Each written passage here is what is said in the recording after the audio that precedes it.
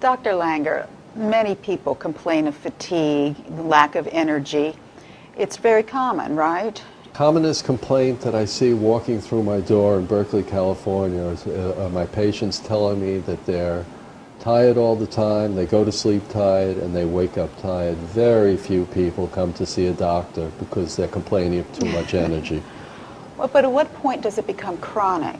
Again, when you're talking about chronic fatigue, I mean, it depends a lot about the makeup of the person. If a person isn't feeling good about themselves, if they've been depressed, chronic can be an hour or two, believe it or not. In other words, time goes slowly and they just feel tired all the time. Is it like that limp feeling where you just can't pick yourself up and go? Or is it just, does it feel like it's glandular? Well, there are as many different manifestations of fatigue as there are people, but what I started to say is the Centers for Disease Control defines chronic fatigue, which is chronic fatigue syndrome, as being bone-chilling fatigue for over 6 months. But if you're tired for more than a few weeks, every single day, I would define that as chronic fatigue. And as you know, you asked whether how a person feels. Again, it depends on the makeup of that particular person. If a person is in relatively decent shape before they feel tired, they'll express their fatigue in one way. If somebody is in poor shape and is not getting enough sleep and has different lifestyle things that have to be corrected, they'll have a totally different set of symptoms. So I guess what I'm asking is, could it be circumstantial or could it be just organic? Or it can be both. It can be a combination of all. And I usually see fatigue as being a combination of all of these things. We're talking about lifestyle. Commonest cause of fatigue as far as lifestyle goes is first question I ask out of the chute if somebody says that they're tired is, number one, how do they sleep? Okay. Number two, how many hours do they, because a person can say, I sleep great. How many hours do you sleep? Oh, I sleep 4 to 5 hours a night. 4 to 5 hours a night for most adults is sleep deprivation. Now, a person can be sleep deprived not because there's anything organically wrong. A person can be sleep deprived because they have a newborn child in the house, or they have a toddler who doesn't sleep, or somebody who's sick, or a partner who snores. It's a very common complaint of, for people not sleeping. Is it really? Absolutely. A snoring partner. Right.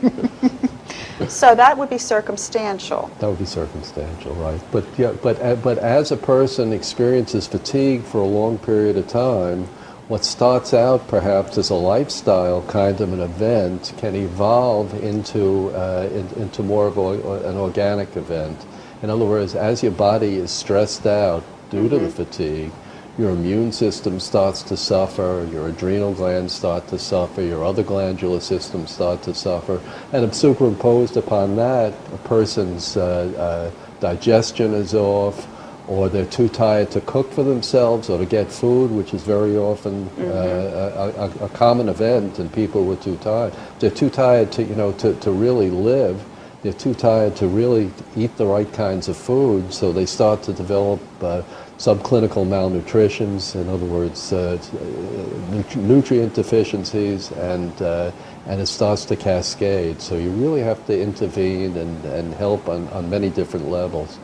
So then it does become more organic. It does become more organic, and it has to. The first thing that I look to do, because anybody can do this, is to try and change their lifestyle. Number two is to start eating a proper diet, and without going into a long-winded dissertation, a person eats 2 servings of protein. They eat fairly low glycemic vegetables and fruits, brown rice, and everything else below that. In other words, people can eat nuts and seeds and other grains, etc.